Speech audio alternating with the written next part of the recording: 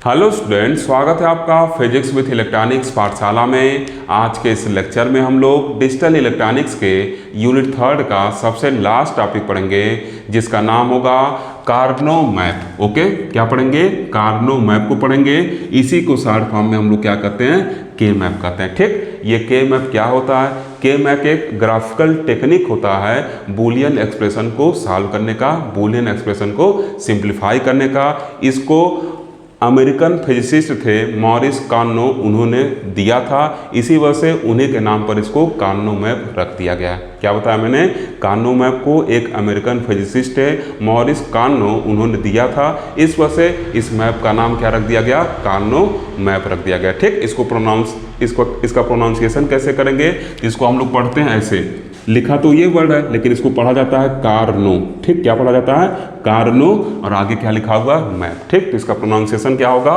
Karnaugh map. Okay, अब देखिए, जब हम लोग बूलियन अलजेब्रा पढ़े थे तो उसमें बूलियन अलजेब्रा के लॉ भी पढ़े थे, और उसके बाद कुछ बूलियन एक्सप्रेशन को सॉल्व भी किए थे। कुछ मैं यहाँ पे सॉल्व कराया था और कुछ आपको एज असाइनमेंट दिया था कि आप खुद सॉल्व करिएगा। ठीक, तो जब उसको आप सॉल्व किए होंगे तो उसमें कई जगह आपको प्रॉब्लम हुआ होगा। उसको जब सिंप्लीफाई करने बैठे होंगे तो आपको बार बार सोचना पड़ रहा होगा कि यहाँ पे कौन सा रूल लगाएं जिससे छोटा हो जाए, यहाँ पे कौन सा रूल लगाएं जिससे छोटा हो जाए, अब कौन रूल लगाएं जिससे और छोटा हो जाए। ठीक, तो ये सब तमाम तरीके का प्रॉब्लम आप फेस कर रहे होंगे। ठीक, तो इन सब प्रॉब्लम से छुटकारा पाने के लिए अमेरिकन फिजिसिस्ट मॉरिस कार्नो साहब ने एक हम लोग को टेक्निक दे दिया कि आप क्या करिए, एक ग्राफिकल टेक्निक लगा के क्या करिए, जो बूलियन एक्सप्रेशन है उसको आसानी से सिंप्लीफाई कर लीजिए। ठीक, तो कैसे हम लोग कार्नो मैप के हेल्प से बूलियन एक्सप्रेशन को सिंप्लीफाई करेंगे, अभी कुछ देर में हम लोग उसको देखेंगे। ओके, सबसे पहले देखिए, कुछ इंपॉर्टेंट टर्म इसमें यूज होने वाला है जिसको मैं आपको समझाऊंगा, फिर उसके बाद कार्नो मैप का बात करेंगे। ठीक, तो 2-4 मिनट आपका एक्स्ट्रा मैं ले रहा हूं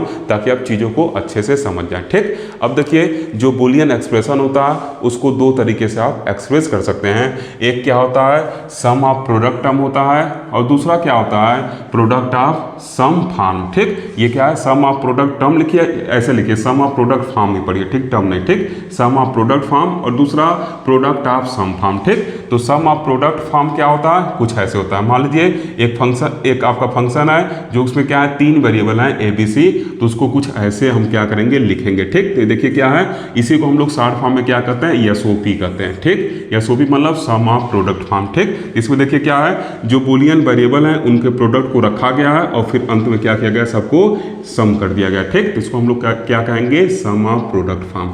क्या बताएं हम कि इसमें जो बूलियन वेरिएबल हैं उनको आपस में प्रोडक्ट करके क्या किया गया है? सम कर दिया गया। ठीक, तो इस तरीके के फॉर्म को हम लोग क्या कहेंगे? सम ऑफ प्रोडक्ट फॉर्म, और शॉर्ट में उसी को क्या कहते हैं? एसओपी फॉर्म कहते हैं। ठीक, या एसओपी कहते हैं। क्लियर? अब देखिए, बूलियन एक्सप्रेशन को एक्सप्रेस करने का दूसरा तरीका क्या है, उसको हम लोग क्या करते हैं?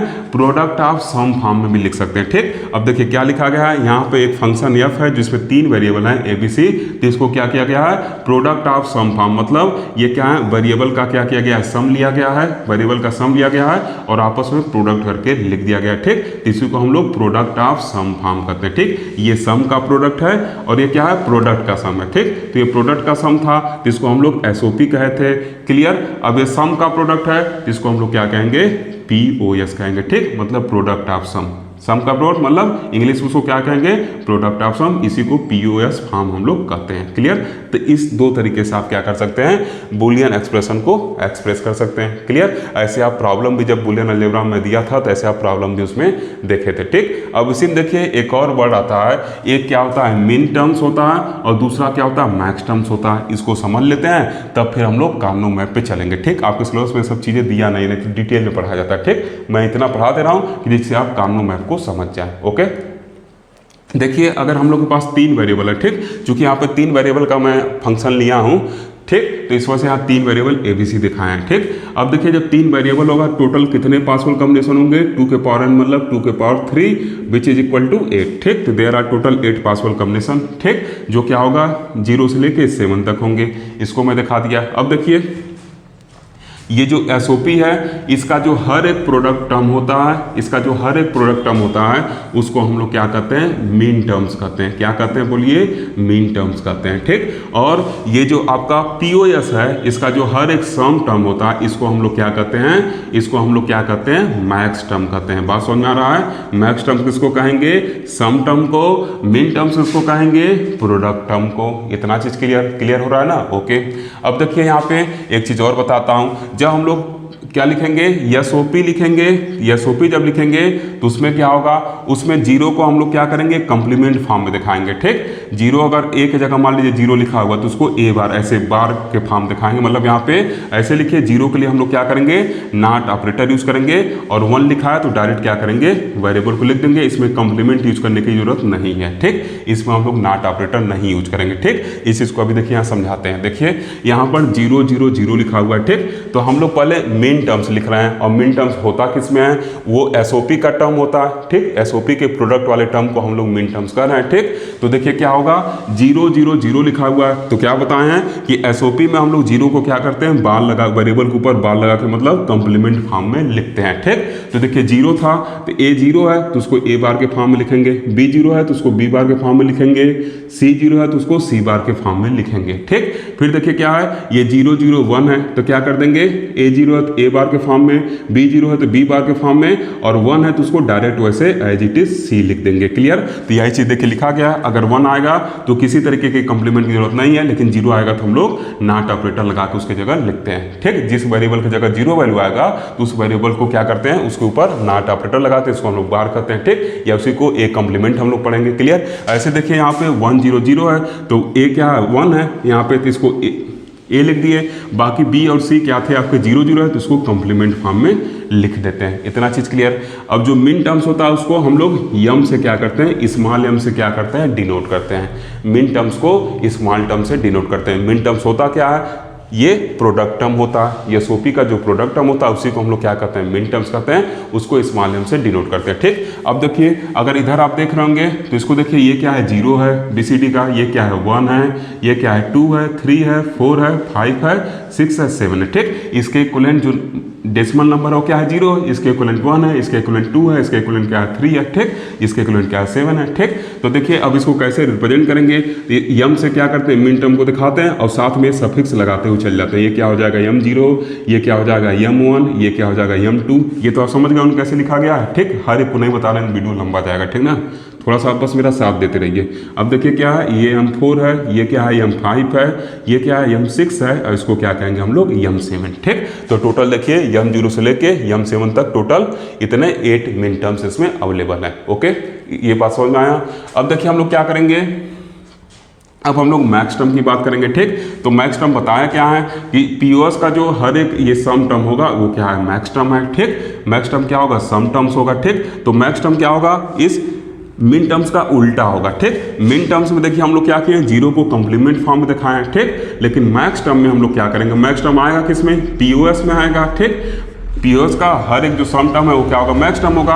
अब मैक्स टर्म में हम लोग क्या करेंगे, 0 रहेगा तो किसी तरीके का बार वगैरह हम लोग नहीं यूज करेंगे, डायरेक्ट उस वेरिएबल को लिखेंगे, और अगर 1 रहेगा तो वहाँ पे कंप्लीमेंट फॉर्म मतलब बार को क्या करेंगे, यूज करेंगे। ठीक, चलिए चीज को समझते हैं। ठीक, तो देखिए यहाँ पे क्या है, 0 0 0 है। अब यहाँ पे देखिए मैक्स टर्म उसके करस्पॉन्डिंग लिख रहे हैं, तो मैक्स टर्म क्या होता है, सम वाला टर्म होता है, और ये मिन टर्म्स प्रोडक्ट वाला रहता है। तो यहाँ देखिए प्रोडक्ट के फॉर्म लिखे हैं, और मैक्स टर्म को क्या करेंगे, सम लगा के लिखेंगे। ठीक, प्लस का साइन मतलब उसको आर साइन कहेंगे। ये क्या है, यहाँ पे एंड साइन है, इनटू एंड ऑपरेटर, और प्लस क्या है, आर ऑपरेटर। ठीक, अब देखिए तीनों वेरिएबल 0 हैं तो क्या बताए हैं कि मैक्स टर्म में अगर वेरिएबल 0 होते हैं तो कॉम्प्लीमेंट नहीं यूज करते, वेरिएबल को डायरेक्ट लिख देते हैं। ठीक, तो a प्लस बी प्लस सी लिख देंगे, a प्लस बी प्लस सी लिख दिए। अब यहाँ देखिए 0 0 1 है। ठीक, तो यहाँ a हो जाएगा, b हो जाएगा। ठीक, प्लस करके और फिर r ऑपरेटर प्लस आएगा, और c देखिए क्या है 1 है। तो जब मैक्स टर्म में क्या होता है 1 होता है तो उसके ऊपर कॉम्प्लीमेंट लगा देते हैं। ये क्या हो जाएगा, a प्लस बी प्लस सी बार हो जाएगा। अब देखिए इसके करस्पॉन्डिंग देख लेते हैं, तो ये देखिए क्या है 1 है। ठीक, ऐसे आप हर एक करिएगा। ठीक, ये 1 0 0 है। तब देखिए इसको कैसे हम लोग लिखेंगे, तो 1 0 0 है, हम लोग को क्या लिखना है, मैक्स टर्म लिखना है। तो मैक्स टर्म में 1 को हम लोग बार से लिखेंगे, तो ए के करस्पॉन्डिंग 1 है तो ए बार लिख दिए, बी सी 0 था तो प्लस बी प्लस सी करके लिख दिए। This is our max term corresponding to this binary. Okay, अब देखिए हम लोग क्या करेंगे, इसको कैसे डिनोट करते हैं उसको देख लें। इसको देखिए कैपिटल एम से डिनोट करते हैं, मैक्सिमम वाले को कैपिटल एम से और मिनिमम वाले को स्मॉल एम से डिनोट करते हैं, ठीक। अब देखिए ये क्या है, 0 है तो यहाँ 0 लगा देंगे, ये क्या है 1 है तो यहाँ M1 लिख देंगे, इसको M2 लिख देंगे, इसको M3 लिख देंगे, इसको M4 लिख देंगे, इसको M5, इसको M6, इसको M7, ठीक। ऐसे आपके मिन टर्म्स और मैक्स टर्म क्या होते हैं, लिखे जाते हैं। क्लियर हुआ ना। मैक्स टर्म क्या होगा, सम टर्म होगा, मिन टर्म्स क्या होगा, प्रोडक्ट टर्म होगा। तो मैक्स टर्म देखिए बीच में सम आया है, मिन टर्म्स देखिए बीच में क्या है, प्रोडक्ट का है, मतलब यहाँ पर एंड ऑपरेटर यूज हुआ है, यहाँ पर आर ऑपरेटर यूज हुआ है। इतना चीज क्लियर। अब देखिए कभी कभी क्वेश्चन आपको ऐसे दे दिया जाएगा, लिखा रहेगा y equal to summation small m stands for min terms, ठीक। ऐसे दे देगा 1 2 4 ऐसे कहीं लिखा हुआ है। तो आप इसको लिखेंगे कैसे, तो इसको कैसे लिखा जाएगा, ये समेशन क्या है, समेशन क्या है, मतलब सम होगा किसका किसका, यहाँ पे देखिए क्या है यम, जिसका वैल्यू क्या है 1 2 4 है, तो इसको कैसे लिखेंगे M1। अब समेशन साइन लगा हुआ है तो प्लस, फिर क्या लिखेंगे इसको M2, फिर क्या लिखेंगे इसको M4, ठीक। ऐसे लिख देंगे। अब देखिए ये M1 है क्या, तो M1 को यहाँ से चेक कर लेते हैं, M1 है क्या, A bar B bar C है, ठीक। तो यहाँ क्या करेंगे, A bar B bar C लिख दिए। M2 क्या है, M2 के वैल्यू को देखिए लिख सकते हैं, M2 A bar B C बार है, A बार B और क्या है C बार है, ठीक। ऐसे ही M4 क्या है, तो M4 यहाँ पे है, ये क्या है आपका A B C बार है, ठीक। तो ऐसे देखिए हम लोग क्या किए, इसको SOP फॉर्म में क्या किए, एक्सप्रेस कर दिए, किसमें, SOP फॉर्म में। और जिसका हर एक टर्म क्या है, हर एक प्रोडक्ट टर्म क्या है आपका मिन टर्म्स है, ठीक। ऐसे हम लोग क्या करते हैं, इसको रिप्रेजेंट कर देते हैं, ओके। तो कहीं ऐसे लिखा है तो आप समझ जाएंगे ना क्या है, तुरंत टेबल से देख के ऐसे हम लोग पता लगा लेंगे कि M1 नाम रहेगा, M2 M4, ठीक। क्लियर। अभी आगे देखिएगा जहाँ जहाँ पे मिन टर्म्स आता है, जहाँ जहाँ पे टर्म आएंगे उसके जगह कार्नो मैप में हम लोग 1 लिखते हैं, ठीक। आगे से इसको ही बताएंगे, ओके। अब देखिए जो मैक्स टर्म होगा उसको कैसे देगा, थोड़ा जगह बना लेते हैं। मैक्स टर्म को कैसे लिखते हैं, तो मैक्स टर्म को लिखने के लिए अब उसे देखिए क्या करते हैं, पाई मल्टीप्लायर यूज करेंगे, क्योंकि इसमें मल्टीप्लिकेशन करना है। इसमें देखिए क्या है, मल्टीप्लिकेशन है तो पाई मल्टीप्लायर यूज करते हैं। जब समेशन था तो समेशन यूज किए थे, अब मल्टीप्लायर यूज करेंगे, ठीक। और क्या होगा, ये कैपिटल M से लिखेंगे, और मान लीजिए लिखा हुआ है 0 1 2 ऐसे करके लिखा हुआ है, ठीक। इसका मतलब क्या होगा, y इक्वल टू कौन कौन सा आन है, कौन कौन सा यहाँ पे प्रेजेंट है, तो M0 प्रेजेंट है, ठीक। अब देखिए मल्टीप्लायर है तो यहाँ क्या होगा, इनटू होगा, ठीक। क्लियर। यहाँ पे इनटू लिखेंगे, फिर कौन सा आन करेंगे, M1 आन होगा, फिर कौन सा होगा, M2 आन होगा, ठीक। अब इसके करस्पॉन्डिंग क्या करेंगे हम लोग, इसके वैल्यू को लिख लेंगे। M0 का वैल्यू क्या है, A + B + C है, इसका वैल्यू क्या है, A + B + C है। M1 का वैल्यू क्या है, M1 का वैल्यू देखिए क्या है, A + B + C बार है, इसको क्या करेंगे, A + B + C बार है। अब देखिए फिर यहाँ पे क्या है, फिर कौन सा टर्म आना है, दूसरा वाला आना है, ठीक। तो A + B बार + C है, क्या लिखेंगे, A + B बार + C लिख दिए, ठीक। ये देखिए POS फॉर्म में हो गया, प्रोडक्ट ऑफ सम, ठीक। देखिए इस फॉर्म में इसको एक्सप्रेस कर लिए, ठीक। तो ऐसे कहीं दिया रहेगा तो हम लोग ऐसे क्या करेंगे, इस चीज़ को समझ सकते हैं, ओके। तो आई थिंक आपको क्लियर हो गया होगा कि SOP क्या होता है, POS क्या होता है, इतना चीज़ क्लियर हो गया होगा। मिन टर्म्स क्या होता है, मैक्स टर्म क्या होता है, ये भी क्लियर हो गया होगा, ठीक। क्लियर, लिखना सीख गए होंगे, ओके। अब हम लोग कार्नो मैप की बात करेंगे, ठीक। तो पहले थोड़ा जगह बनाते हैं, फिर उसको डिफाइन करेंगे, ओके। देखिए स्टूडेंट, अब हम लोग के मैप को डिफाइन करते हैं और फिर उसके बारे में आगे पढ़ते हुए चलेंगे, ठीक। तो देखिए क्या लिखे हैं, लिखे हैं कि के map is a graphical representation use for simplifying the Boolean expression. लिखा गया है कि जो के मैप है वो क्या है, ग्राफिकल रिप्रेजेंटेशन है जो बूलियन एक्सप्रेशन को सिंप्लीफाई करने के लिए यूज किया जाता है, ओके। फिर देखिए क्या लिखे हैं, for a Boolean expression consisting of n variable, यहाँ यस कर दीजिएगा तो और बेटर है, ठीक। n variables, number of cell required in K map is equal to 2 के पावर n, ठीक। तो देखिए क्या लिखा गया है कि अगर हम लोग का बूलियन एक्सप्रेशन है, अगर वो n वेरिएबल रख रहा है तो के मैप में कितने सेल होंगे, तो के मैप में टोटल 2 के पावर n सेल क्या होंगे, रिक्वायर्ड होंगे, ठीक। जैसे अगर मान लीजिए 2 वेरिएबल है बूलियन एक्सप्रेशन में तो 2 के पावर 2 4 सेल रिक्वायर्ड होंगे के मैप में। अगर 3 वेरिएबल है बूलियन एक्सप्रेशन में 2 के पावर 3 क्या हो जाएगा, 8 सेल रिक्वायर होंगे के मैप में। ऐसे 4 वेरिएबल है तो 2 के पावर 4 16 सेल की रिक्वायरमेंट होगी के मैप में। क्लियर। अभी इस चीज़ को आगे हम लोग समझेंगे, ठीक ना। बस पेशेंस रखे रहिए और अच्छे से देखते चलिए। अब देखिए क्या लिखा गया है के map is based on grey code. के मैप जो होता है वो ग्रे कोड पे बेस्ड होता है, ठीक। इसी ग्रे कोड को हम लोग यूनिट डिस्टेंस कोड कहते हैं। पीछे हम लोग पढ़े थे कि क्या होता है, ग्रे कोड लिखते हैं तो एक एक बिट का क्या होता है बस चेंज होता है इस कोड में, ठीक। क्लियर। इसी को यूनिट डिस्टेंस कोड भी कह सकते हैं हम, ठीक। अब देखिए क्या लिखे हैं फिर, के map is based on 3 types of input. के मैप जो होगा वो 3 तरीके के इनपुट पर आधारित होगा, 0 1 और एक आगे नया चीज आपको सीखने को मिलेगा, डोंट केयर, ठीक। तो 0 1 और डोंट केयर ये 3 तरीके के इसमें इनपुट आपको देखने को मिलेंगे। क्लियर। तो ये सब जो कुछ भी लिखा गया है इसको अपने कॉपी में नोट कर लीजिएगा, और इसके अलावा बहुत ज़्यादा आपको थ्योरी वगैरह लिखने की जरूरत नहीं है। एग्जाम में इस पर ये सॉल्व करने के लिए आता है, मतलब क्वेश्चन ही आता है, ठीक। और साथ ही साथ ये आपके एग्जामिनेशन के लिए बहुत ही इंपॉर्टेंट क्वेश्चन है। तीसरे चैप्टर का अगर कहा जाए तो ये सबसे इंपॉर्टेंट क्वेश्चन है के मैप वाला, ओके। या सबसे इंपॉर्टेंट टॉपिक आप कह सकते हैं के मैप। क्लियर। तो अब देखिए यहाँ से हम क्या करेंगे, 2 वेरिएबल के लिए फिर पहले के मैप को देखेंगे, फिर 3 के लिए देखेंगे, फिर 4 के लिए, मैक्सिमम 4 तक हम लोग देखेंगे। उतना हम लोग के लेवल पे सफिशिएंट है। एमएससी वगैरह में या जो लोग बीटेक वगैरह करते हैं उन लोग के लिए क्या है 5-6 वेरिएबल की जरूरत पड़ती है, ओके। तो अब देखिए यहाँ पे क्या है, हम लोग 2 वेरिएबल के मैप बनाने चलना है, ठीक।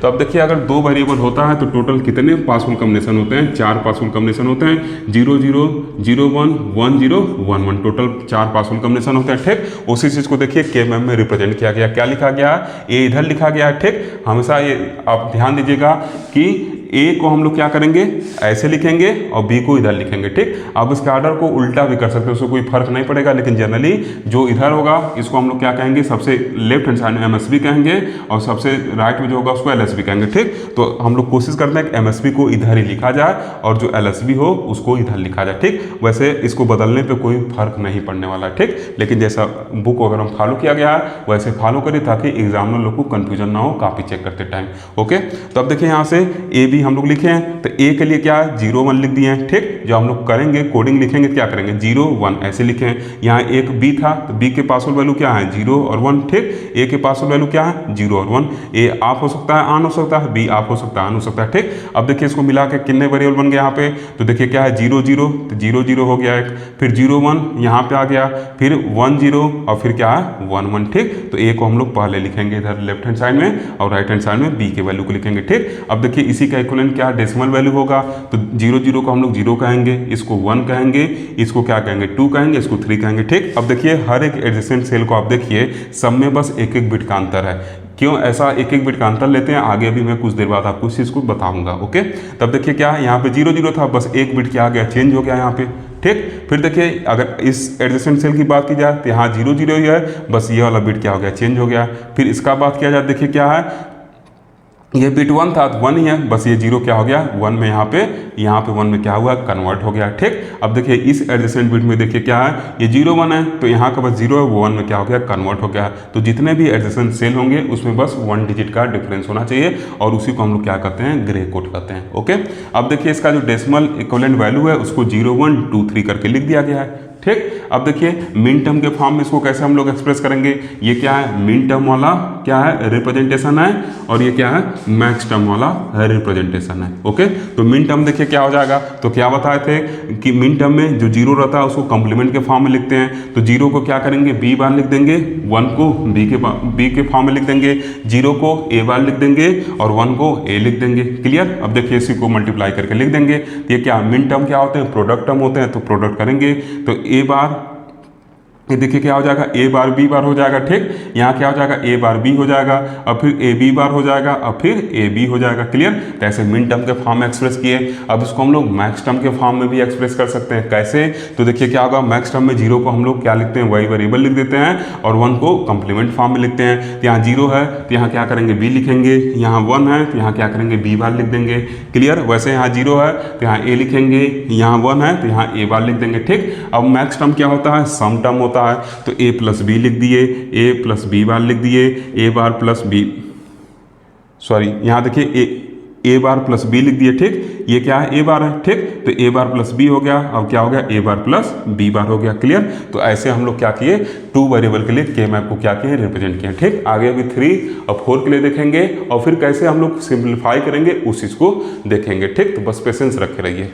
देखिए स्टूडेंट, अब हम लोग देखेंगे कि 3 वेरिएबल के मैप और 4 वेरिएबल के मैप को कैसे बनाते हैं। ठीक, तो देखिए यहाँ पे क्या है, 3 वेरिएबल लिए हैं जो क्या है ABC है। ठीक, तो A को इधर रख लिए हैं और BC को इधर रख लिए हैं। ठीक, अब देखिए जब हम लोग लिखेंगे तो एक एक बिट का अंतर रहना चाहिए, ग्रे कोड में चीज़ों को लिखना है। ठीक, तो इधर तो देखिए 0 है और इधर 1, एक बिट का अंतर है। इधर देखिए 0 0, ठीक, फिर हम लोग 0 1 लिखे तो ये 0 देखिए ऑन हो गया, बस एक बिट का अंतर है। ठीक, अब देखिए इसके बाद अगर आप बाइनरी में जाते तो बाइनरी में क्या होता है, 0 0 0 1 1 0 होता है। ठीक, तो अब यहाँ से अगर यहाँ स्विच करते तो यहाँ देखिए क्या है, एक बिट ये चेंज हो गया, एक बिट ये चेंज हो गया, 2 बिट का अंतर हो गया। ठीक, और फिर बाइनरी में इसके बाद क्या आता है, 1 1 आता है। ठीक, तो अगर इसको एक साथ देखा जाए तो इसमें बस ये वाला बिट चेंज हुआ, ये वाला बिट क्या है, एज इट इज है। ठीक, तो इस वजह से हम लोग 1 0 को ना लिख के 1 1 को क्या करते हैं, लिख देते हैं। ठीक, अब इसको लिखने से फायदा देखिए क्या है, बस ये 0 क्या हो गया, 1 हो गया और ये 1 एज इट इज पड़ा हुआ, मतलब एक बिट चेंज हुआ।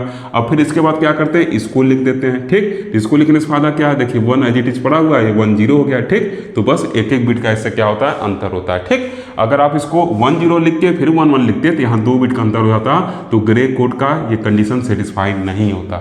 ओके, ग्रे कोड में एक एक कोड का डिफरेंस होना चाहिए। क्यों ऐसा एक एक कर रख रहे हैं, अभी आगे आप समझेंगे उस चीज़ को। ठीक, अब देखिए इसको क्या करेंगे, आपस में हम लोग ऐसे एक साथ मिला के लिखते हुए चले जाएंगे। ये देखिए क्या है, 0 0 0 0 0 1, फिर 0 1 1, फिर 0 1 0 0, यहाँ फिर क्या है 0 और फिर 1 0, ऐसे 1 लिखे। ये क्या है, MSB बिट है तो इसको पहले लिखेंगे, फिर LSB वाला। ठीक, तो 1 0 0, फिर 1 0 1 1 1 1 और फिर ये वाला 1 और 1 0 लिख दिए। ठीक, अब इसके करस्पॉन्डिंग देखिए क्या है, हम लोग डेसिमल वैल्यू को भी लिख सकते हैं। ये क्या है, 0 है, ये क्या है 1 है, ये क्या है 3 है, ये क्या है 2 है। अब देखिए ध्यान दीजिएगा, 0 1 फिर 3 है, 1 1 क्या होगा, इसके इक्विवेलेंट डेसिमल 3 होगा, ये क्या है 2 है। अब ये देखिए 4 यहाँ आएगा, 5 आएगा, फिर 7 है और 6 यहाँ पे आएगा। ठीक, देखिए एक एक बिट का अंतर है, इस सबको आप चेक करिए, देखिए सब में क्या है, एक एक बिट का अंतर है। ठीक, इसमें भी देखिए क्या है, एक बिट का अंतर है। ये 0 0 है, ये क्या है 0 1, ये दोनों देखिए क्या है, इसमें एक एक बिट का अंतर है। ये 0 0 है, ये क्या है 1 0 है। ठीक, क्लियर। इसमें देखिए क्या है, एक एक बिट का अंतर है। हर एक एडजेसेंट में क्या होगा, एक एक बिट का अंतर होगा। इसमें देखिए क्या है, एक एक बिट का अंतर है। ठीक, तो ऐसा हम लोग के मैप डिजाइन करते हैं। ठीक, तो पहले 3 लिखते हैं, फिर 2 और फिर 7 लिखते हैं, फिर 6। ठीक, अब इसके करस्पॉन्डिंग मिन टर्म्स को आप क्या कर सकते हैं, रिप्रेजेंट कर सकते हैं। तो जहां जहां 0 वहां बाल लगा देंगे और जहां 1 है वहां एज इट इज लिख देंगे। ठीक, तो उसको लिख के, और ये क्या है हम लोग का मिन टर्म है, तो प्रोडक्ट के फॉर्म में क्या किया जाता है, लिख दिया था। इसका इसमें प्रोडक्ट करके, इसका इसमें, इसका इसमें, इसका इसमें, ऐसे करके लिख के रिप्रेजेंट कर दिया जाता है। ठीक, क्लियर। तो उम्मीद है आप चीज़ों को समझ रहे हैं। ओके, अब देखिए 4 वेरिएबल के मैप के लिए क्या होगा, तो AB को इधर लिख दिए हैं, CD को क्या किए, इधर लिख दिए हैं। ठीक, क्लियर। AB को इधर लिखे, CD को इधर लिख दिए हैं। अब देखिए ऐसे हम लोग क्या करेंगे, लिख डालेंगे एक एक बिट के अंतर पे। ठीक, तो ये क्या हो जाएगा हम लोग का 0 0 0 1, अब 1 0 लिख के 1 1 लिखेंगे, फिर 1 0 लिखेंगे, क्योंकि यहाँ 1 0 लिख देने से 2 बिट का चेंज हो जाएगा। जब इससे इस पर स्विच करेंगे तो 2 बिट का चेंज हो जाएगा। ठीक, तो इस वजह से इसको हम लोग क्या करते हैं, 1 1 लिखते हैं और फिर 1 0 लास्ट में लिख देते हैं। और वैसे 2 वेरिएबल है, सेम प्रोसेस इधर भी अपनाएंगे। 0 0 0 1, ये क्या हो गया 1 1 हो गया, अब फिर 1 0 यहाँ नहीं लिखेंगे, नहीं तो 2 बिट का अंतर हो जाएगा ना, तो 1 1 लिखते हैं और फिर 1 0 लिख देते हैं। इतना चीज़ क्लियर। अब सबको ये क्या है, आपका MSB वाला इधर का है, तो इसको पहले लिखेंगे और फिर ये वाला, ऐसे फिर इसको यहाँ पे लिखे, फिर ये वाला टर्म लिख दिए। ऐसे यहाँ पे लिखने के लिए तो पहले ये वाला टर्म लिख लेंगे, फिर उसके बाद क्या करेंगे, ये टर्म लिख दिए, फिर ये वाला टर्म लिख लिए, फिर क्या किए, ये टर्म लिख दिए। ठीक, तो ऐसे लिखते हुए चल जाते हैं। फिर सबसे लास्ट में ये टर्म लिखे और फिर ये टर्म लिख दिए। क्लियर। अब देखिए इसके इक्विवेलेंट क्या होगा आपका वैल्यू, तो पिछले बार जब 2 वेरिएबल किए थे तो इसको अलग से टेबल बना के डेसिमल वाला दिखाए थे। ठीक, तो वो छोटा टेबल था, इसमें अलग से बना दिए थे, इसमें इसी में दिखा दे रहे हैं। ओके, अभी बेसिक आपको समझाया जा रहा है, आगे चीज़ों का आप और अच्छे से समझेंगे। ठीक, अब मन करे तो सब चीज़ों को कॉपी बनाइए, अदरवाइज रहने दीजिएगा, आगे जो चीज़ें बताई जाएंगी उनको आप बनाइएगा। ठीक, क्लियर। वैसे बनाए रहेंगे तो आपको समझने के लिए फ्यूचर में क्या रहेगा, अच्छा रहेगा। ओके, अब देखिए क्या है, ये 0 0 0 डेसिमल का 0 वैल्यू है, ये 1 है, ये क्या है 3 है, ये क्या है 2 है। ये देखिए क्या है 4 है डेसिमल का, ये 5 है, ये 7 है, 6 है। ये क्या है डेसिमल का, तो 1 1 0 0 है। ठीक, तो ये 1 क्या है, इसका वैल्यू क्या होगा 8 होगा, और यहाँ क्या है 1 है, इसका वेट क्या होता है 4 होता है, तो ये क्या हो गया 12 हो गया, ये क्या हो गया 13 हो गया। ठीक, क्लियर। फिर इसके बाद देखिए क्या हो जाएगा, यहाँ पे ये 12 हो गया, ये 13 हो गया, ये क्या है 14 है, और इधर फिर देखिए क्या है 15 है। क्लियर। फिर देखिए इधर क्या है आपका, ये जो वैल्यू आपका क्या हो जाएगा 8 हो जाएगा। क्लियर। फिर देखिए ये वैल्यू क्या है आपका 9 हो जाएगा, ये वैल्यू क्या है आपका 11 हो जाएगा, और फिर ये वैल्यू क्या है आपका देखिए 10 हो जाएगा। ठीक, ऐसे चीज़ को एक बार पहले आप इसका स्क्रीनशॉट जल्दी से ले लीजिए। देखिए इसमें एक चीज़ थोड़ा सा हम लोग यहाँ पे नंबरिंग में दिक्कत ला दी है ना, ये थोड़ा यहाँ क्या ये 15 होगा, ये 14 होगा। ठीक, ये चारों बिट आना है ना, तो 15 होगा, ये क्या होगा 14 होगा। क्लियर। तो ऐसे हम लोग क्या किए, इसके इक्विवेलेंट डेसिमल नंबर को भी देख लिए। ठीक, तो ये सब चीज़ आपके दिमाग में एकदम सेट रहना चाहिए, कैसे हम लोग ये सब चीज़ें लिखते हैं। ओके, अब फिर देखिए आप इसको मिन टर्म के फॉर्म में भी लिख सकते हैं। यहाँ भी देखिए मिन टर्म फॉर्म लिखा गया, आप चाहें तो इसको मैक्स टर्म के फॉर्म में भी लिख सकते हैं। तो 2 बिट के लिए मैक्स टर्म में बता दिया, तो उस फॉर्म में इसको भी लिख लीजिएगा। ठीक, अब मिन टर्म्स के फॉर्म में इसको लिखा हूँ, बता देता हूँ, फिर इसको आप मैक्स टर्म में भी लिख सकते हैं। ठीक, वैसे जो हम लोग के सिलेबस में अधिकतर क्वेश्चन क्या है मिन टर्म्स के ही हैं। ओके, तो हम लोग मिन टर्म्स से ही फोकस करेंगे। ठीक, तो अब देखिए क्या है मिन टर्म्स के फॉर्म में जब लिखेंगे तो 0 0 को क्या लिखेंगे बार के फॉर्म में लिखेंगे। ठीक, जिसके करस्पॉन्डिंग 0 है उसको बार के फॉर्म में लिख देंगे, और जिसके करस्पॉन्डिंग क्या है आपका 1 है उसको एज इट इज लिख देंगे। ठीक, यहाँ पे देखिए क्या 0 0 है तो यहाँ पे सी बार डी बार लिख दिए। क्लियर। यहाँ पे देखिए 0 1 है तो यहाँ पे सी बार डी लिख दिए, यहाँ पे 1 1 है सी डी लिख दिए, यहाँ पे 1 0 है तो इसको सी डी बार लिख दिए। वैसे इधर चले आए हैं। ठीक, अब इसको पहले लिख के फिर ये वाला वैल्यू लिख दिए, फिर इसको पहले लिख के ये वैल्यू लिख दिए। ठीक, ऐसे क्या किए मल्टीप्लाई करते हुए चले गए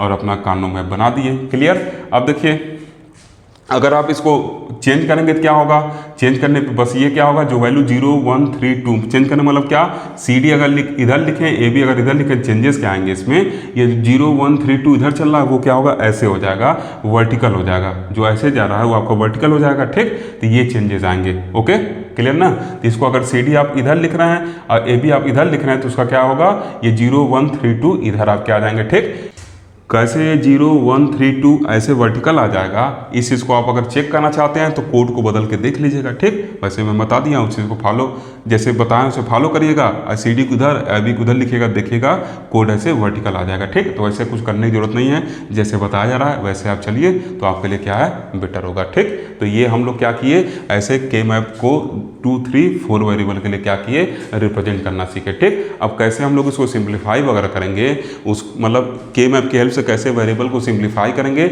उस चीज़ को आगे आने वाले सेक्शन में हम लोग देखेंगे। ओके, देखिए स्टूडेंट अब हम लोग के मैप का ग्रुपिंग करना सीखेंगे। ठीक, के मैप को कैसे हम लोग सेल वगैरह बनाते हैं इसको पीछे देखे थे, अब ग्रुपिंग करना सीखेंगे और फिर ग्रुपिंग करने के बाद कैसे सिंप्लीफाई करते चीज़ों को उसको सीखेंगे। ठीक, तो क्लियर। अब फिर उसके बाद 1 2 क्वेश्चन आपको करा देंगे, उससे जो भी डाउट होगा आपका सबका सब क्लियर हो जाएगा। ठीक, तो देखिए ग्रुपिंग किस किस फॉर्म में हो सकता है, पेयर्स के फॉर्म में हो सकता है मतलब 2 का ग्रुपिंग हो सकता है, क्वाड्स हो सकता है मतलब 4 का ग्रुपिंग हो सकता है, या ऑक्टेट्स हो सकता है मतलब 8 का ग्रुपिंग हो सकता है। ठीक, तो अब देखिए यहाँ पे सबसे पहले पेयर्स ग्रुपिंग को मैं यहाँ पे लिया हूँ, पेयर के फॉर्म में लिया हूँ। ठीक, ये देखिए एक 4 वेरिएबल का के मैप यहाँ पे बनाया गया है। ठीक, A B C D 4 variable है, ऐसे इस वैल्यू को लिखे हैं। ठीक, अब देखिए 0 0 0 ऐसे लिखा गया है, इसका मतलब क्या कि ये जो मिन टर्म है इसके करस्पॉन्डिंग वैल्यू क्या है यहाँ पे 0 है। ठीक, क्लियर। और जहाँ पे 1 है मतलब ये देखिए क्या है ये आपका ए बी है और ये क्या है सी डी है। क्लियर। तो ए बी सी डी यहाँ पे वैल्यू आएगा प्रोडक्ट करने पे। ठीक, ऊपर बाहर नहीं लगाएंगे ना,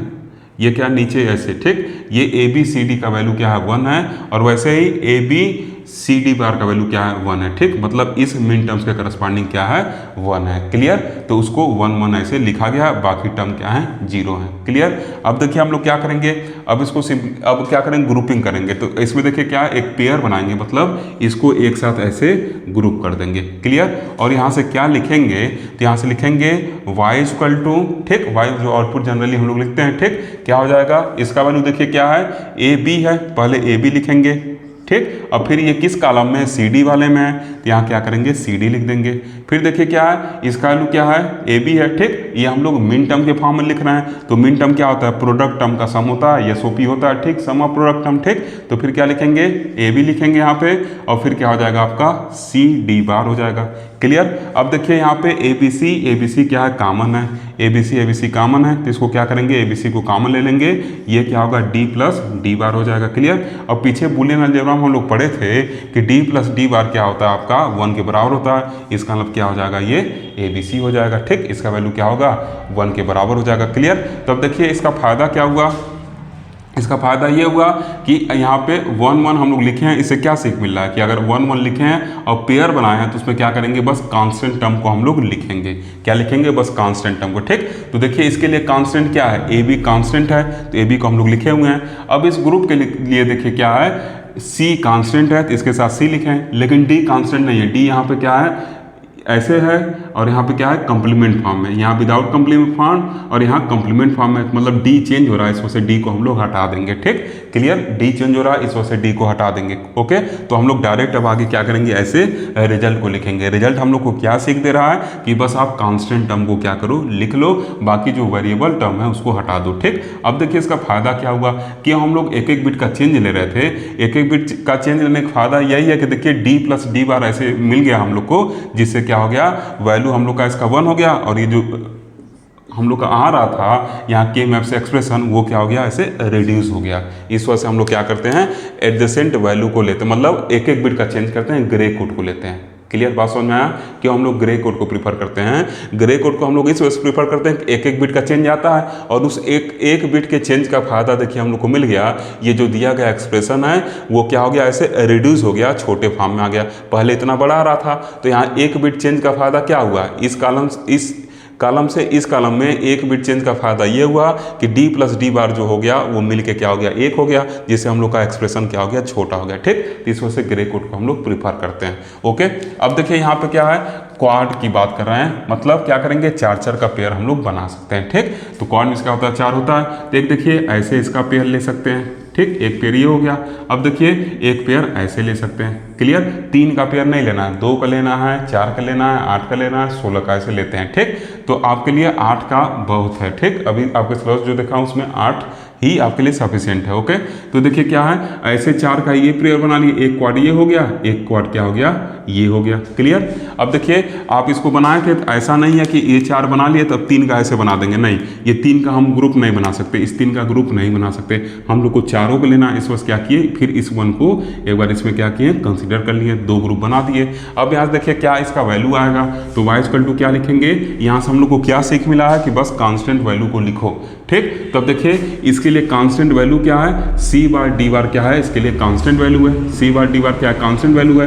बाकी ये वैल्यू देखिए क्या हो रहा है, चेंज होते जा रहा है, चेंज होते जा रहा है, तो इसको लिखने का कोई मतलब नहीं, क्योंकि फाइनली जब हम लोग लिखेंगे तो ओवरऑल क्या हो जाएगा, ये 1 के बराबर हो जाएगा। जैसे एक एक बिट का चेंज करने पर क्या हो रहा है, 1 के बराबर हो जा रहा है ये। ठीक, तो इस वजह से बस हम कांस्टेंट वैल्यू यहाँ मिला है हम लोग को, तो उसी कांस्टेंट वैल्यू फोकस करें, इस वजह से डायरेक्ट कांस्टेंट वैल्यू लिखे, और इसके लिए कांस्टेंट वैल्यू क्या है, सी बार डी बार है। ठीक, ये वैल्यू कांस्टेंट नहीं है, देखिए ये वैल्यू यहाँ पे ये है, यहाँ पे ये है, एक एक बिट का चेंज है, तो उसको लिखने की जरूरत नहीं है। ओके, फिर देखिए क्या करेंगे, हम लोग मिन टर्म लिए हुए हैं, तो जहाँ जहाँ 1 है बस 1 का ग्रुपिंग करते हैं। ठीक, जिस मिन टर्म करस्पॉन्डिंग हमको 1 मिला है बस उसी का ग्रुपिंग करते हैं, 0 हम लोग फोकस नहीं करेंगे। क्लियर, क्योंकि हम लोग मेन टर्म के मैपिंग को पढ़ रहे हैं। ठीक, अगर हम लोग मैक्स टर्म पे फोकस करेंगे तब वहाँ पे 0 की ग्रुपिंग करेंगे। ठीक, तो फिलहाल हम लोग को मेन टर्म पे ही फोकस करना है। ओके, अब देखिए यहाँ क्या कर रहे हैं, यहाँ पे हम लोग इसके बारे में लिख दिए, अब हम लोग क्या लिख रहे हैं, एसओपी लिख रहे हैं, मतलब सम ऑफ प्रोडक्ट टर्म, तो एक प्रोडक्ट टर्म लिख दिए और फिर सम लगा लिए। अब दूसरा क्या है, ये ग्रुप है, इसको हम लोग लिख लेते हैं। तो अब देखिए इसके लिए कांस्टेंट क्या है, ए बी बार, इसके लिए क्या है, कांस्टेंट है, इसके लिए क्या है, ए बी बार कांस्टेंट है। क्लियर, इसके लिए ए बी बार कांस्टेंट है, ये वैल्यू सब क्या हो रहा है, बदल रहा है। ठीक, तो इस तरीके से ग्रुपिंग करके हम लोग यहाँ से ये रिजल्ट पा गए। क्लियर, अब देखिए एक यहाँ पे आप और क्वाड बना सकते हैं, ये देखिए के मैप दिया गया है, इसमें ऐसे एक क्वाड बन सकता है, ऐसे क्या हो सकता है, क्वाड बन सकता है। ठीक, अब इस क्वाड का वैल्यू क्या होगा, इसको फोकस कर लेते हैं। ठीक, तब देखिए इसके लिए क्या कांस्टेंट है, पहले ऐसे बात कर लेते हैं, इसका एमएसवी का बात कर लेते हैं। तो इसके लिए क्या कांस्टेंट है, बी देखिए क्या है, कांस्टेंट है। ए क्या हो रहा है, चेंज हो जा रहा है, यहाँ से यहाँ जब जा रहे हैं तो ए चेंज हो जा रहा है, तो बी क्या है, कांस्टेंट है, तो बी को हम लोग नोट कर लेंगे। अब यहाँ से यहाँ जाने में देखिए क्या कांस्टेंट है, डी कांस्टेंट है, इसका मतलब बी डी जो होगा वो इसका फाइनल वैल्यू हो जाएगा।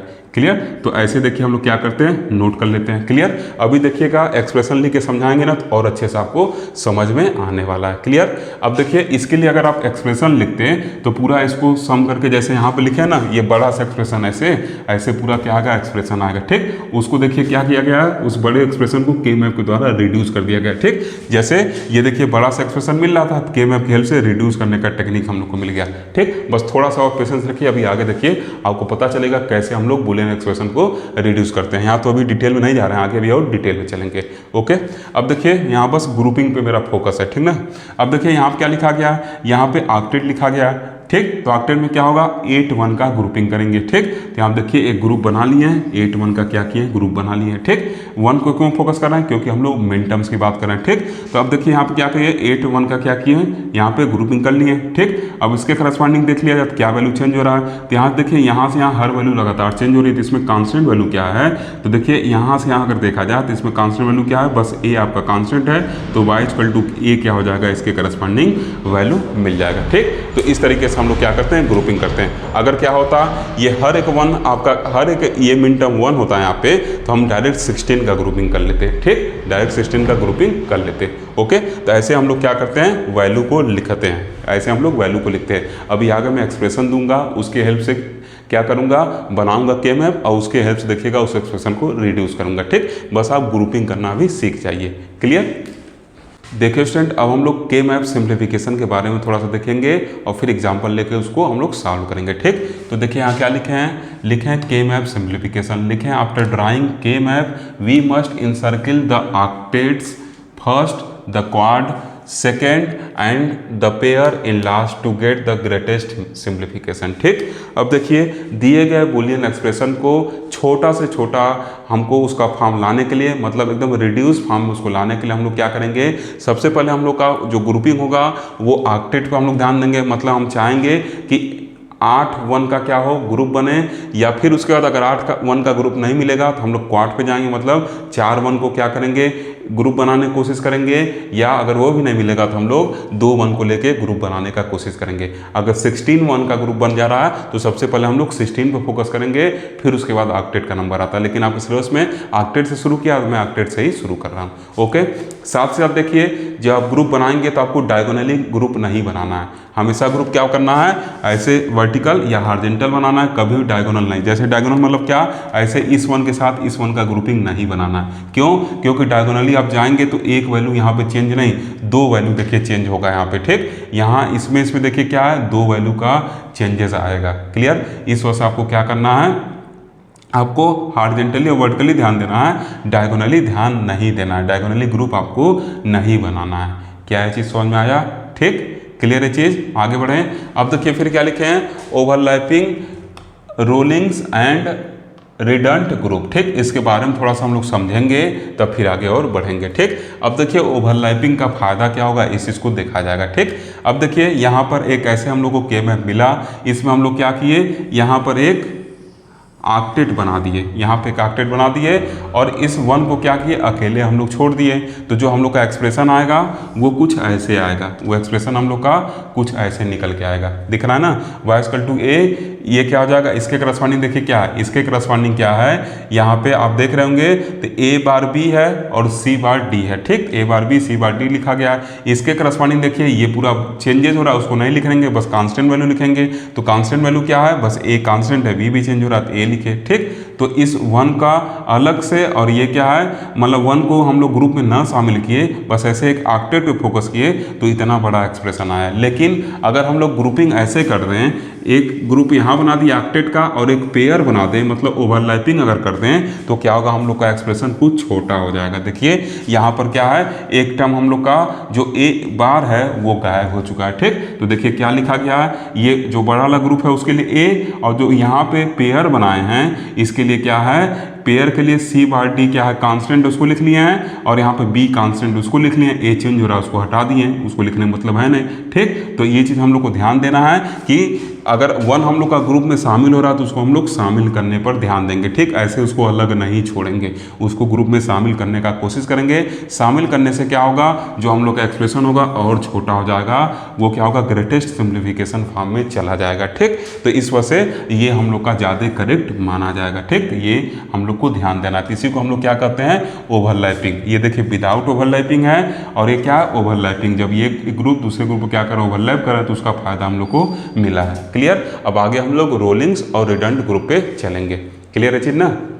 देखिए स्टूडेंट, अब हम लोग रोलिंग को समझते हैं कि रोलिंग क्या है, ठीक। तो देखिए इसमें क्या करेंगे हम लोग, ग्रुपिंग करने चल रहे हैं इस दिए गए के मैप में, ठीक। तो इसमें हम लोग खोज रहे हैं, तो कहीं पे ऑक्टेट नहीं दिख रहा है, कहीं पे हम लोग क्वाड नहीं दिख रहा है कहीं पे हम लोग को, ठीक। तो हम लोग क्या करेंगे, ऐसे इसको क्या करेंगे, ग्रुपिंग कर देंगे, इसका 1 1 इसका 1 1 क्या किए, ग्रुपिंग कर दिए, ठीक।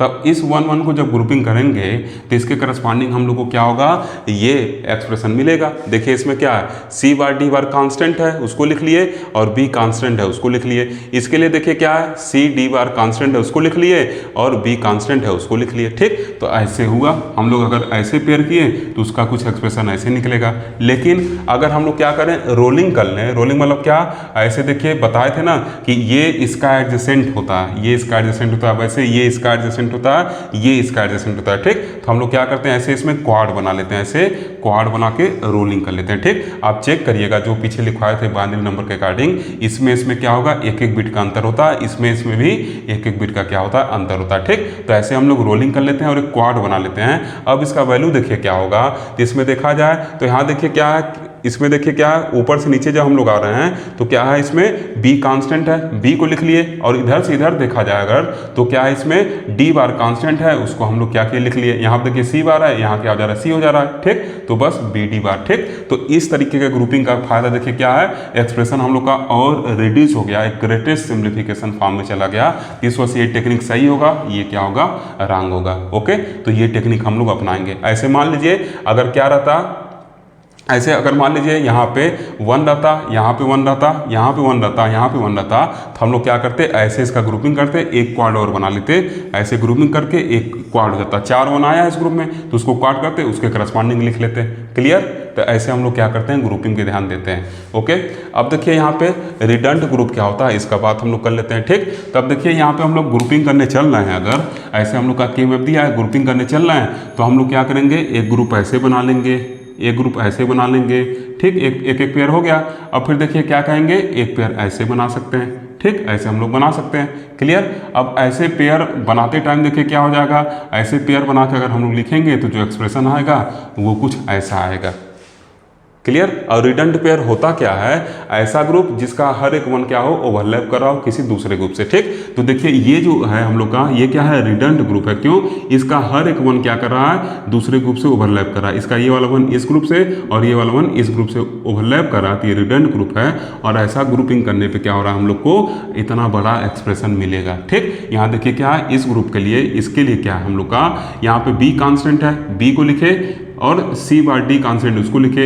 इस ग्रुप के लिए देखिए क्या है, ए बी कांस्टेंट है, ए बी लिख लिए, और फिर डी यहाँ पे क्या है, यहाँ पे देखिए डी कांस्टेंट है, उसको हम लोग क्या करेंगे, लिख लेंगे, ठीक। तो यहाँ पे डी लिख लिए।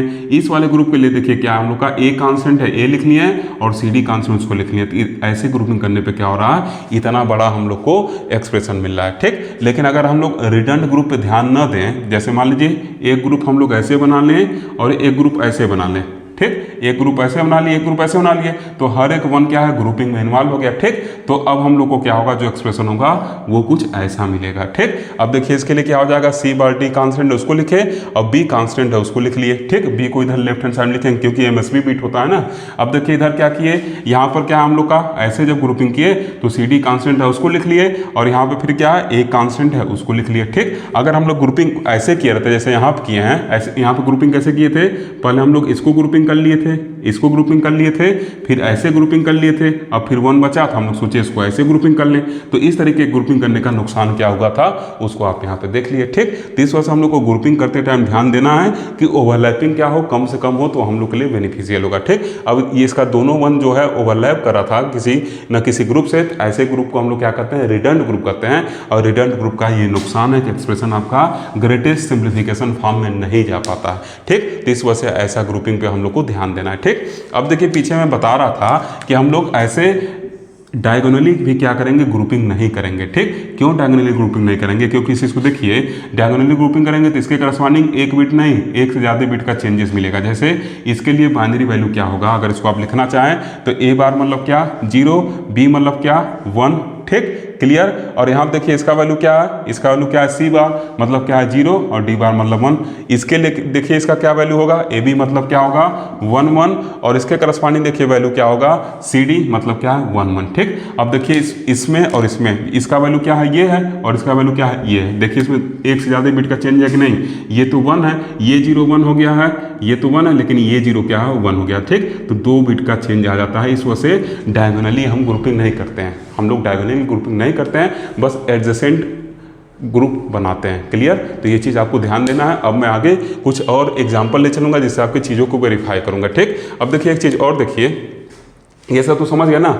अब देखिए जैसे मान लीजिए यहाँ पे 1 1 1 ऐसे रहता, ठीक, इसी को मैं समझा रहा हूँ, ये रिडंडेंट ग्रुप का एग्जांपल नहीं, वैसे आपको समझा रहा हूँ। ऐसे फिर कौन लाइन इन ड्रा करे, ऐसे 1 1 1 रहेगा तो हम लोग का फोकस क्या रहेगा, ये सब हटा दीजिए यहाँ से फिलहाल।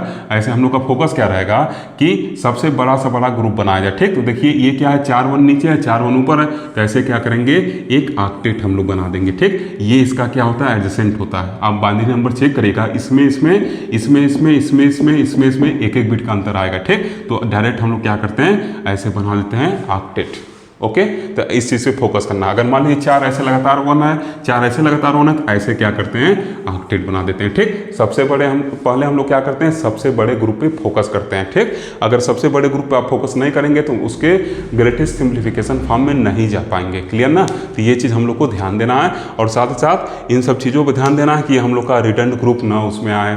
ठीक, साथ ही साथ ये रोलिंग पे ध्यान देना है। जब यहाँ पे हम लोग को क्वाड मिल जा रहा है तो फिर हम पेयर बना के क्या करेंगे, एक्सप्रेशन बड़ा हो जाएगा, इस वजह से हम लोग क्वाड पे फोकस करेंगे। ठीक, तो उम्मीद है आप चीज़ों को समझ रहे होंगे। जब हम लोग क्या करते हैं, हम लोग मिन टर्म्स को यूज करते हैं तो बस 1 पे फोकस रहता है। अगर हम लोग मैक्स टर्म के लिए पढ़ते तो हम लोग को 0 के ग्रुपिंग पे फोकस करते। ठीक ना, आगे बढ़ें। देखिए स्टूडेंट, एक मैं यहाँ पे क्वेश्चन लिखा हूँ, उसको हम लोग के मैप के हेल्प से क्या करेंगे सॉल्व करेंगे। ठीक, तो मैं एक क्वेश्चन बता दे रहा हूँ और एक डोंट केयर में बता दे रहा हूँ और बाकी आप अपने बुक से ट्राई करिएगा। ठीक, क्योंकि बार बार ये टेबल बनाना मेरे लिए पॉसिबल नहीं, बार बार इरेज करना पड़ा, बनाना पड़ा, काफ़ी टाइम गेनिंग है। ओके, तो मैं समझा रहा हूँ, उसको अच्छे से समझ लीजिए, फिर अपने बुक में जो भी एग्जाम्पल हैं उनको सॉल्व करने की कोशिश करिएगा। ठीक, अब देखिए क्वेश्चन दिया गया करा कि अब फंक्शन है ABCD का, मतलब 4 वेरिएबल हैं और वो क्या लिखा हुआ है स्मॉल m और समेशन मतलब मेन टर्म्स है जो 0 1 2 3 1 2 4 5 8 10 ऐसे लिखा हुआ है। ठीक, मतलब क्या क्या इसमें प्रेजेंट है, m0 प्रेजेंट है, m1 प्रेजेंट है, m2 प्रेजेंट है, फिर क्या आपका m4 प्रेजेंट है, m5 प्रेजेंट है, m8 प्रेजेंट है और m10 प्रेजेंट है। ठीक, ये सब इसमें प्रेजेंट है। ओके, तो अब देखिए यहाँ पर 4 वेरिएबल के लिए के मैप कैसे ड्रा किया था, इसको मैं ड्रा कर लिया हूँ। ठीक, अब डेसिमल का इक्विवेलेंट जो वैल्यू है 0 1 3 2 ऐसे आता है, पीछे हम लोग देखे थे, उसको मैं लिख लिया हूँ। ठीक, डेसिमल इक्विवेलेंट वैल्यू। अब जो मिन टर्म्स प्रेजेंट है उसके करस्पॉन्डिंग क्या करेंगे 1 हम लोग लिख लेंगे। ठीक, तो ये देखिए क्या है 0 मतलब यहाँ पे कौन सा आएगा m0 वाला आएगा तो वो प्रेजेंट है तो उसके करस्पॉन्डिंग 1। फिर इसमें m1 प्रेजेंट है तो यहाँ क्या होगा 1 के करस्पॉन्डिंग m1 आएगा तो उसको 1 कर लिए हैं। फिर देखिए क्या है m2 प्रेजेंट है, 2 करस्पॉन्डिंग 1 आएगा, उसको हम लोग क्या किए लिख लिए हैं। ठीक, 1 कर लिए हैं। अब फिर देखिए क्या है यहाँ पर m4 वाला दिया है तो m4 करस्पॉन्डिंग क्या है 1 कर लेंगे। ठीक, m5 करस्पॉन्डिंग 1 कर लेंगे। ओके, फिर देखिए क्या है 8 दिया हुआ है, m8 के करस्पॉन्डिंग क्या करेंगे 8 के करस्पॉन्डिंग m8 होगा, पीछे हम लोग देखे ही थे। ठीक, तो ये क्या हो जाएगा 1 हो जाएगा। जब हम लोग मिन टर्म पढ़े थे देखे थे ना कि हम लोग जो डेसिमल नंबर उसी हिसाब से क्या किए थे उसका हम लोग ये सफिक्स वगैरह लगाए थे, तो m8 मतलब क्या होगा 8 वाले में आएगा तो 1 हो जाएगा और m10 10 वाले में आएगा क्या हो जाएगा 1 हो जाएगा। ठीक, अगर इसको आप लिखना चाहें तो ये एक्सप्रेशन कुछ ऐसे लिखा जाएगा। देखिए ये एक्सप्रेशन कुछ ऐसे लिखा जाएगा, m0 का वैल्यू क्या होगा a bar b bar c bar d बार होगा। ठीक, ये b बार थोड़ा सा ऐसे लिख दें, a bar b bar c bar d बार होगा। ठीक, ऐसे इसका देखिए m1 का वैल्यू क्या हो जाएगा a bar b bar c bar d हो जाएगा। ठीक, ऐसे करके लिखा गया है और चूंकि ये मिन टर्म्स हैं तो ये प्रोडक्ट टर्म होंगे और बीच में क्या करेंगे समेशन लगा हुआ है, इसमें क्या रहेगा सम रहेगा, तो वही सम लगा के क्या किए लिखे हैं। ठीक, इसी टेबल की हेल्प से उसको लिख दिए हैं। ठीक, ऐसे जब आपका ये रहेगा कौन सा सबके बीच में सम रहेगा। ठीक, ऐसे जब m2 आएगा तो m2 के लिए क्या हो जाएगा a bar b bar c d बार हो जाएगा। ठीक, तो देखिए लिखा गया है ए बार बी बार सी डी बार लिखा गया है, ठीक, ऐसे करके लिखा गया, मतलब आपका जो क्वेश्चन है वो इतना बड़ा दिया गया है, ठीक। तो अब तक जो आपका टेक्निक था, अगर ऐसे एक्सप्रेशन मिलता तो आप उसको क्या करते, बूलियन अलजेब्रा का जो ला था उसको लगा के सॉल्व करते। तो पहले तो आप 1 घंटा बैठ के सोचते कि कौन सा ला इसमें हम लगाएं, किसको कॉमन लें, किसको छोटा करें, ये आपके दिमाग में आता है, ठीक। तो ऐसे क्वेश्चन को देखिए आसान बनाने के लिए के मैप टेक्निक लाया गया, ठीक। अब देखिए जो जो मिन टर्म प्रेजेंट था उसके करस्पॉन्डिंग 1 इसमें लिख दिया गया, ठीक। अब क्या करेंगे, ग्रुपिंग करेंगे हम लोग, सिंप्लीफिकेशन तरफ बढ़ रहे हैं, ग्रुपिंग करेंगे। तो सबसे पहले हम लोग सबसे बड़ा से बड़ा ग्रुप बनाने का कोशिश करेंगे, ठीक। तो देखिए यहाँ पे देखा जाए तो यहाँ पे खाली है, यहाँ सब ये सब वैल्यू खाली, मतलब क्या आप 0 मान सकते हैं, ठीक। तो सबसे बड़ा ग्रुप देखिए क्या है, एक यहाँ पे क्या है आपका क्वाड बन रहा है, एक क्वाड यहाँ पे क्या हो रहा है, बन रहा है, ठीक। साथ ही साथ देखिए एक क्वाड आप यहाँ पे भी ऐसे भी बना सकते हैं, इधर इसका इसके साथ रोलिंग करके और इसका इसके साथ क्या करके रोलिंग करके, क्योंकि इसमें क्या है, एक बिट का चेंज है, इसमें भी एक बिट का चेंज है और इसमें भी क्या है, एक बिट का चेंज है, ठीक। इस तरीके से 2 क्वाड आप यहाँ पे बना सकते हैं। और जो फाइनल वैल्यू लिखेंगे तो सबसे पहले ये जो पहला क्वाड बना इसके लिए लिखते हैं। तो ये क्या है आपका, देखिए जो कांस्टेंट टर्म है उसी को लिखा जाता है। तो ए बार कांस्टेंट है इसमें, ए बार इसमें कांस्टेंट है इसके लिए, ठीक। और इसमें चला जाता क्या है, यहाँ पे सी बार कांस्टेंट है तो ए बार सी लिख दिए, क्लियर। अब फिर देखिए इस क्वाड के लिए हम लोग चेक करेंगे, ठीक। तो इस क्वाड के लिए देखिए क्या है, इधर के लिए देखा जाए सी बार डी बार क्या है, कांस्टेंट है, ठीक। और यहाँ पे देखिए क्या है, ये दोनों यहाँ पे बी बार क्या है आपका कांस्टेंट है, ठीक। ऐसे पहले बीच में क्या करेंगे, प्लस लिखेंगे। चलिए अब फिर से इसको हम लोग चलते हैं चेक करने, ठीक। पहले ये एमएसपी को देख लेते हैं, ठीक। तो एमएसपी जब यहाँ से यहाँ हम लोग चल रहे हैं तो ए बार क्या है, यहाँ पे क्या ए है, मतलब ये वैल्यू बदल जा रहा है, लेकिन बी बार क्या है, कांस्टेंट है।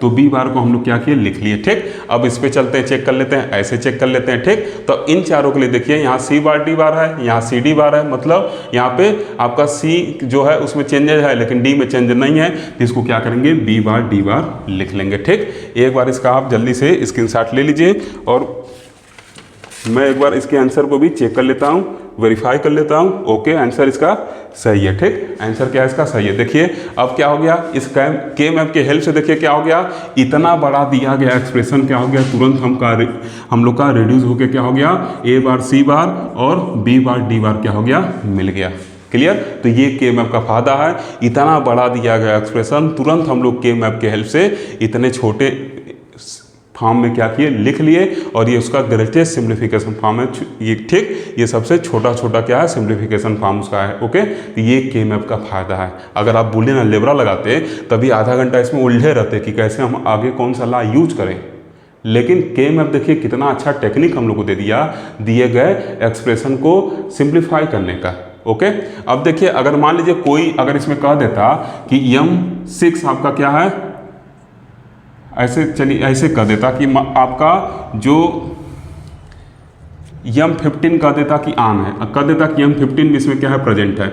इसमें अगर कह देता है M15 भी प्रेजेंट है तो इसके करस्पॉन्डिंग भी क्या होता, 1 होता, ठीक। और ये टर्म भी इसमें आया रहता, तब ये टर्म भी इसमें आया रहता, उसका वैल्यू क्या होता, AB होता। और उसके करस्पॉन्डिंग क्या है, CD, ऐसे इसमें तब AB आ रहता, यहाँ 15 लिखा रहता, ठीक। तब देखिए ये 1 किसी ग्रुपिंग में इन्वॉल्व नहीं हो रहा है, डायगोनली हम लोग ग्रुपिंग कर नहीं सकते, इसके आसपास कहीं कुछ है नहीं, तब इसको भी लिख लेते। इसको कैसे लिखते, ABCD करके इसको भी लिख लेते हैं हम लोग, ठीक। इस अकेले 1 बेचारे को कहाँ छोड़ा जाता, इसको भी ऐसे लिख लिया था, तब इसका सिंप्लीफाइड फॉर्म ये हो जाता, ओके। तो इस तरह हम क्या करेंगे, चीज़ों को सिंप्लीफाई करेंगे, ओके। इस तरह हम लोग चीज़ों को क्या कर देंगे, सिंप्लीफाई कर देंगे, क्लियर है चीज़। पहले हम लोग कोशिश करेंगे कि सबसे बड़ा सा बड़ा ग्रुपिंग किया जाए, फिर उसके बाद कोशिश करेंगे अगर हम लोग को ऑक्टेट नहीं मिल रहा है तो क्वाड पे जाएं, क्वाड नहीं मिल रहा तब पेयर पे हम लोग चलेंगे, ठीक। तो देखिए इसमें 2 क्वाड हम लोग को मिल गया, एक 4 का ये ग्रुप और एक कॉर्नर को लेके ग्रुप बना लिए। ऐसे अगर मान लीजिए ये क्या रहता, 1 1 1 रहता, ये 1 1 1 रहता, तो हम लोग क्या करते, ऐसे एक डायरेक्ट ऑक्टेट बना लेते, क्लियर। ऐसे डायरेक्ट क्या करते हैं, ऑक्टेट बना लेते हैं, ओके। तो आपके बुक में जितने भी क्वेश्चन हैं उनको आप सॉल्व करने का कोशिश आप करिएगा, ठीक। क्योंकि बार बार ये बनाना टेबल मेरे लिए पॉसिबल नहीं, इरेज करना बनाना, देखिए अभी तक 8-10 टेबल बना चुके हैं, ओके। काफ़ी टाइम लग रहा है, ठीक। तो आप इसको बनाएगा, बस एक डोंट केयर का मैं यहाँ आपके साथ क्वेश्चन शेयर कर देता हूँ, उसके बाद वीडियो फिनिश कर देंगे।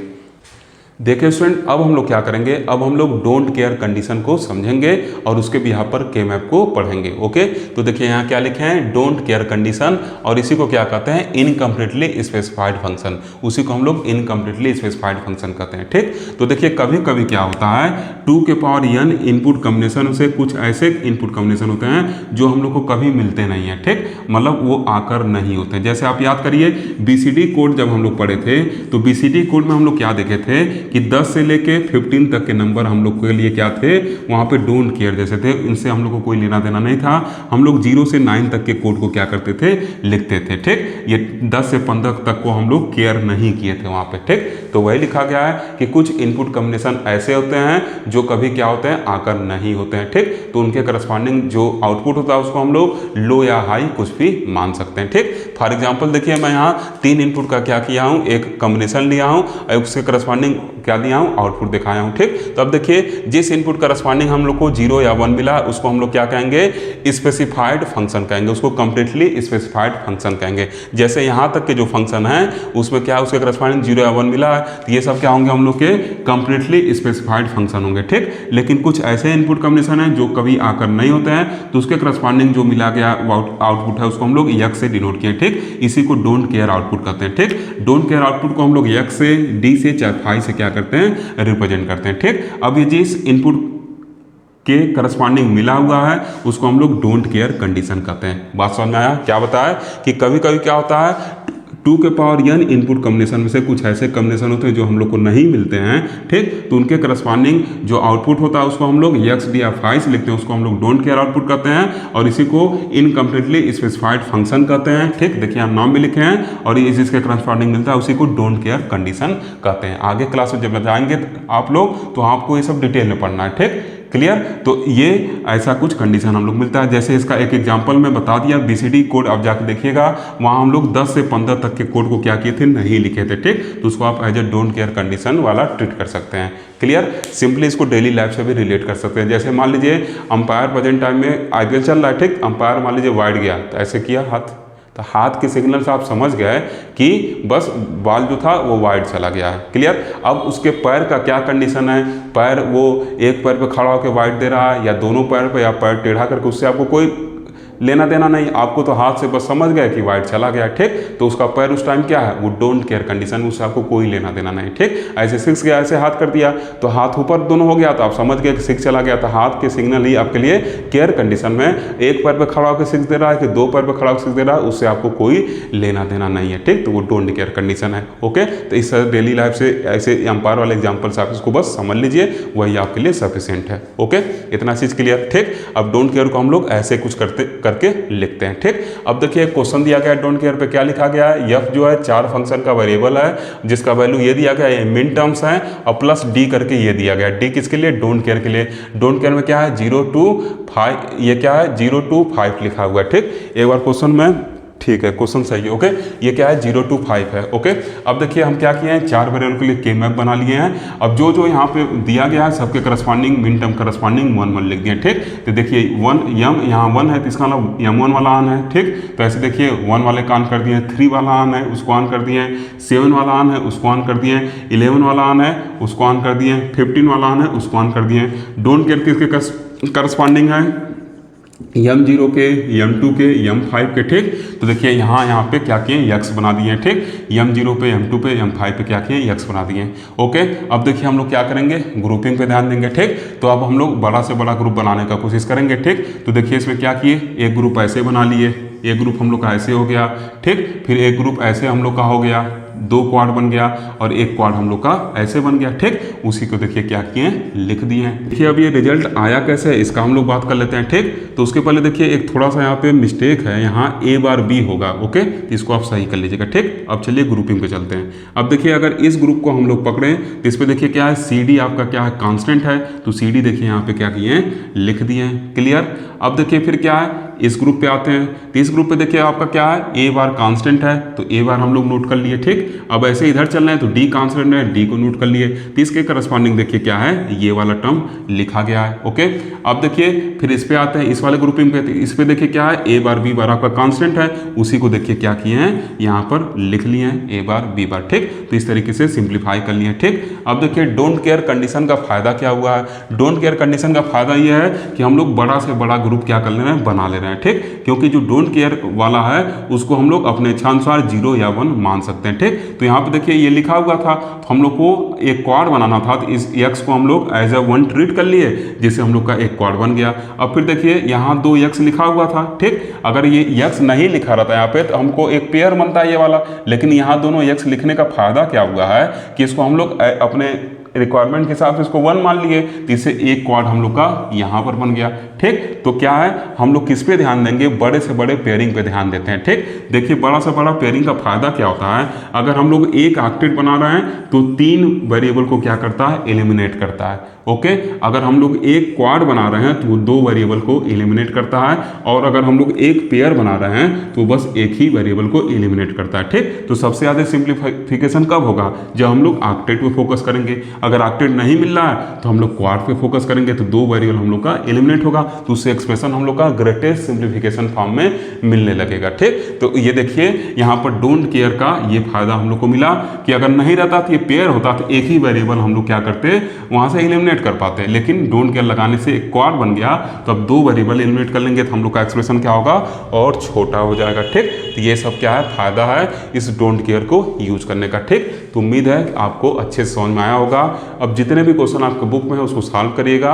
अगर आपके पास क्वेश्चन नहीं होंगे तो हमसे आप व्हाट्सएप पे चाहे टेलीग्राम पे ले लीजिएगा, मैं क्वेश्चन दे दूंगा, वहाँ से उसको सॉल्व करेंगे तभी आप चीज़ों को सीखेंगे। ओके, वैसे मैंने काफ़ी ज़्यादा टेबल आज यहाँ पे बनाया है, काफ़ी टाइम भी लगा इस लेक्चर को बनाने में। ठीक, अब आगे मैं एग्जाम्पल नहीं बता रहा हूँ, उम्मीद है कि आप ये सब जो एग्जाम्पल बताए गए हैं इससे आप समझ गए होंगे। ओके, तो अगर लेक्चर अच्छा लगा होगा तो एक लाइक तो बनता है, लाइक ज़रूर कर दीजिएगा, साथ ही साथ अपने दोस्तों को शेयर भी कर दीजिएगा। Thank you for watching.